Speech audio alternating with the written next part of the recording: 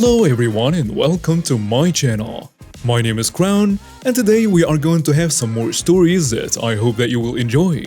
But before we start, it will be so much appreciated if you would subscribe to the channel, like the video if you enjoyed it, and maybe leave a comment down below. These simple clicks would mean a lot to the future of this channel and really reward the effort that I put in every day. And now, without further ado, let's go! First story. Mother changed the locks while I was out, tried to marry me off the next day. I'm 20 female. I went out on a Friday for a few hours with some friends, just some shopping and catching up. I haven't seen some of them for the last 2 years due to COVID when we used to hang out almost every week. And I'm leaving the country in a few weeks, so we took this opportunity to have a catch up and a farewell party. I was out from late afternoon to about 9 to 10 p.m. when I got home. I took out my keys to unlock the gate, but it won't fit. I tried to turn a key around, yes, like a USB, thinking it might fit the other way, but still could not fit. I called my mother, but she did not pick up. Called my grandmother who lives with me, but she was out with her friends as well and won't be home anytime soon. At this point I was pissed. My mother already burned a couple of my work pants the day before because I refused to wear a dress for work. My line of work requires me to move around a lot, so a dress or office skirt was not suited for my environment. I shook the gate but no one was home, so I picked the lock. I opened the metal gate after a few tries and luckily the wooden door behind it was not locked. The neighbors did call the police and of course, I had to show them I actually lived there and that this was my legal address. I took some essentials and went to stay at a friend's house for the night because I couldn't lock the door back and I didn't feel safe in the house without a lock. The next day, my grandmother and I were invited to go to a pre-wedding event. It was kind of a meeting of the elders and engaging party/ceremony at a cafe. My mother only sent me this address in time for it. It was perfectly normal for my grandmother to be invited to these things via my mother. My grandmother doesn't know how to use a phone other than basic functions like calling. We showed up on time to the cafe and were escorted to a booth-type seat at the corner of the cafe. The booth already had a lady mid-40s/50s and a guy. I assumed she was a mother and the guy was her son. The moment we sat down, the lady took out a calendar and notepads filled with a list of flower arrangements, color schemes, menus, dresses, hairstyles, and so on. She introduced her son, who is 28 by the way, told me what he does for a living, what he studies and where, and she thanked me for agreeing to marry him. I looked at her, then to her son, then to the wedding planners and notes. Then it finally registered that this was for my wedding. My grandmother was pissed to say the least. I apologized to the lady and said there must be some kind of misunderstanding between us because I came to attend someone's engagement party and not plan my own, and added that I was only 20 this year. My grandmother then rudely asked why she thought that I would be marrying her son, and the lady replied her mother contacted me and said that her daughter was looking for a partner and husband to settle down with, so she, me, could move out. My grandmother calmly said to the lady that she has been lying to, and I was not going to be getting married anytime soon. She said her son seems nice and hopes he finds someone who likes him to marry in the future, but it was not going to be me. We got up and left. When we got home, I found my things stuffed in a black plastic bag beside the door. My grandmother opened the door and told me to bring my stuff in. At the moment I stepped through the door, my mother yelled that she put so much effort into finding this guy. A guy who would take a girl like me to marry, and that I should be grateful she didn't just marry me off to an older dude, and I should be happy she found someone my age. She told me I embarrassed her because a mother called her and told her what she did was not okay, and to not do it again without even asking or informing me properly. My grandmother started to shout at my mother in Cantonese, which resulted in them being in a heated argument for almost 30 minutes, and my grandmother kicked out my mother, which of course she moaned about and cried while leaving. People are just getting crazier by the day. Next story.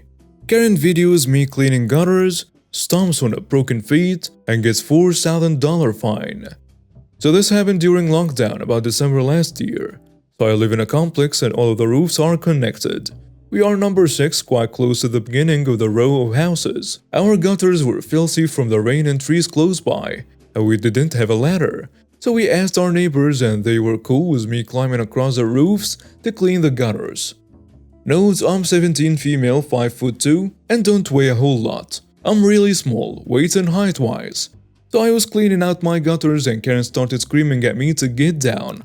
My little sister is telling me that it's fine, I know what I'm doing, when Karen pulls out her phone and starts videoing me. The whole time she's screaming that she will report me to the police for being unsafe. By now I'm done, and go to jump down. In doing so, I break my foot. I'm an idiot. I scream when I hit the ground because it hurts a lot, and Karen storms forward and opens the gate when she sees I'm in pain.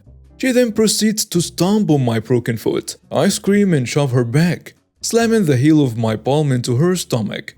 By now, a small crowd has gathered and a neighbor runs up to pull her off me. Unfortunately, the neighbor gets an elbow in the nose for her trouble. The second neighbor calls the police while the first one and bystander hold her back, and another bystander checks if I'm okay, and they call an ambulance. Long story short, police show up, arrest Karen, I'm carted off to have my foot x-rayed, and she gets a $4,000 fine for minor assault, all while screaming that she can be arrested because she has 2 dogs and a kid at home.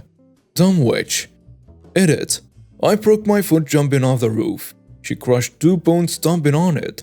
Otherwise, I just broke half the bones in my foot. Next story. Vandalize our house and slander us? Game on. In August, my cousin and her baby daddy begged my parents to move into our old house. My parents had already wrote off the house, giving it back to the bank, and they can't afford to pay the mortgage on that one and the one we're currently living in, and as such, we are several months behind on mortgage and utilities. But figured if my cousin could pay at least utilities and have the rent only be about $400 a month for them, then we could make it work. Her baby daddy had a job lined up, so it seemed all good. 3 weeks in and many phone calls later, they won't even switch utilities into their name. We haven't seen a dime, and baby daddy quit his job after 1 day and refused to find another. They have also had 3 paychecks come in from previous jobs, about $800, and refused to pay my folks. My parents tell them it's not working and they have 2 weeks to get out. After a week, the power company tells us utilities are going to be snapped. Go ahead and snap them. We can't pay and cousin and baby daddy won't pay. So they did not. And my cousin called them screaming obscenities at them, yet still refusing to pay or put them in her name. A week later, they finally moved out and my parents go to check on the place and call me 20 minutes later. They absolutely trashed the place. Dog crap and dirty diapers everywhere. They also smashed both of the bathroom mirrors, ripped a sink off the wall, threw eggs all over the floor, and broke a 100-year-old banister. Obviously, the cops were called. I drive 20 minutes there right after being woken from a dead sleep. Work 2 jobs, sleep is a precious commodity, and survey the damage myself. Meet up with a police officer who incidentally is a classmate of mine, which was a pleasant surprise and might motivate him a little more, as I've helped him several times in the past and we get along really well. We do a bit of a cleanup with the help of our old neighbors and move on for the day. Check Facebook and find a nasty multi-paragraph note directed towards my immediate family. It included snippets about how she wishes we would die a slow, painful death, how we're socially unacceptable, and karma will get us, how the whole family hates us, called me a dyke, she can't spell very well, and our dead grandma would be so ashamed. Usually I stay out of Facebook drama, but she attacked me, my parents and my disabled sister. So I responded with an even longer diatribe, giving the facts this time, and telling her all her shortcomings, and essentially telling her to grow the hell up. Naturally, she blocked me, but I screenshotted it all, and posted it on my Facebook, where most of our extended family saw it and saw the pictures I posted of the damage. Several of my friends, family members, even her aunt from her father's side, PM'd me and defended us and posted on her wall and PM'd her, calling her out on her nonsense, which I did not ask for them to do. My phone did not stop buzzing for 2 days, filled with non-stop support. The social media reputation she spent years building crumbled down in hours. She lost many friends and had to set everything to private because people won't stop harassing her. Obviously, the social media revenge is small potatoes compared to the felony charges her and her baby daddy are up against, which means they will lose their kids and their pets, which will also be a blessing. They mistreat the kids and beat their dog, and it definitely made me feel better.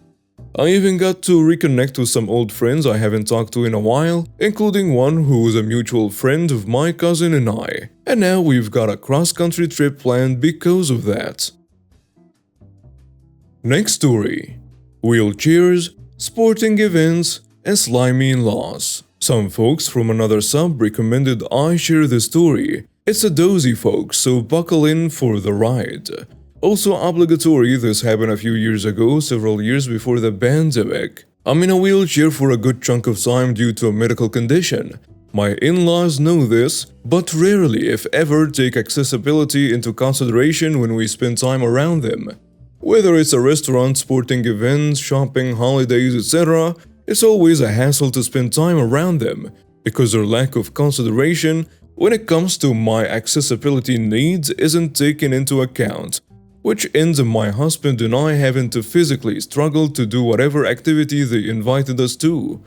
Several years ago, they invited us to a football game, like a really big and popular football game.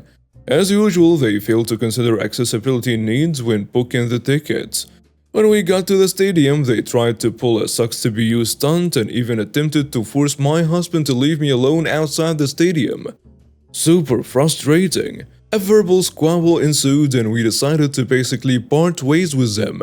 They continued on to their seats and we made our way to the ticketing section, hoping they would still have accessible seats available. We were in luck. Accessible seats were still available. My husband was also in the military, so our tickets were going to be a bit cheaper. As we were explaining our situation to the ticketing agent behind the counter, he put his hands up and refused our payment. Just gave us the tickets for free. Score! Time to grab snacks and food. And then we make our way towards our seats. As we found our seats, we were pleasantly surprised. Our new seats were right down by the field, front and center, where all the action was. At some point during the game, my father-in-law tried to sneak into the accessibility seating area and pretended to be part of our party.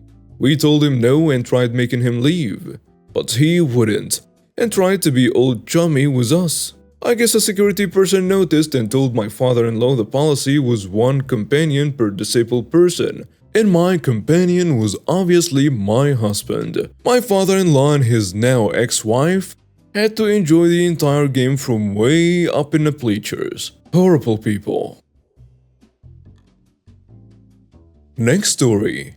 You break, you buy. Many moons ago, I worked for a very large guitar/music store in Hollywood. When a customer wanted to try out a guitar, any guitar, we were required to get that guitar down from the wall.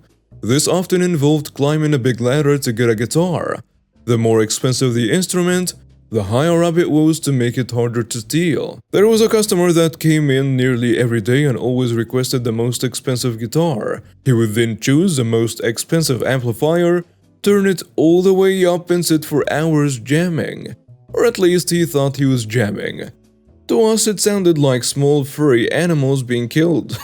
This guy also never actually bought anything. He would just pick up free guitar picks with the store logo and leave when he was done. One day a guitar salesman finally hit his breaking point and hatched a plan. He knew that a brand new, stupidly expensive amp had just come in and that our favorite customer would surely pick that one when he next came in. So that salesman went over to the pro audio department and borrowed a fog machine and hid it behind the new amp. When the not so talented customer came back in, The salesman made sure to be the one to take care of him. He climbed the ladder and got down a guitar worth several thousand and followed the customer to the new amp. Customer was stoked. The salesman let the guy get through his warm-ups and really get going on his jamming before secretly turning on the fog machine. It honestly looked like the whole amp was about to go up in flames. The salesman quickly took the guitar from the customer and told him that he'd have to get a manager. The customer had turned the amp up too far and had fried it, and unfortunately he'd have to pay for it. Store policy: you break, you buy. The look on the customer's face was priceless, and I'd never seen anyone get the hell out of that store faster. Never saw him again. Needless to say, that salesman was our hero, and many beers were bought for him. Good times. And now we have reached the end of today's stories. Thank you for watching and see you next time.